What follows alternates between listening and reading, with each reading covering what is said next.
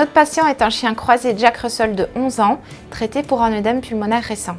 L'examen clinique révèle un souffle systolique apexien gauche de grade 4/6 avec un rythme et une fréquence cardiaque dans les normes, ainsi qu'une fréquence respiratoire normale.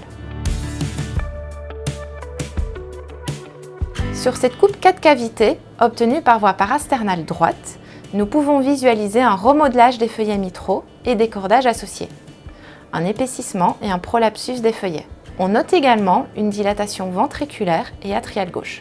Lors d'ajout du Doppler couleur, on observe en systole une insuffisance mitrale importante et excentrée, occupant la totalité de la surface atriale gauche. Ce chien est atteint d'une maladie valvulaire dégénérative mitrale au stade C de la classification du Collège américain de médecine interne. Ce cas est dit au stade C compte tenu de l'antécédent d'œdème pulmonaire. La maladie valvulaire dégénérative mitrale est une affection dégénérative progressive de l'appareil valvulaire mitral concernant à la fois ses feuillets et cordages.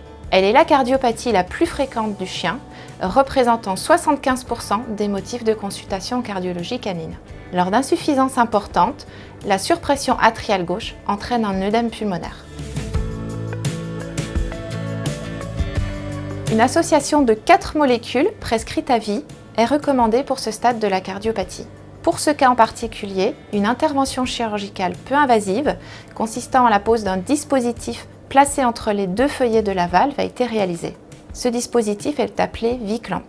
Comme vous pouvez le constater, lors du contrôle réalisé 1 mois et demi après l'intervention, l'insuffisance mitrale a nettement diminué en post-chirurgical.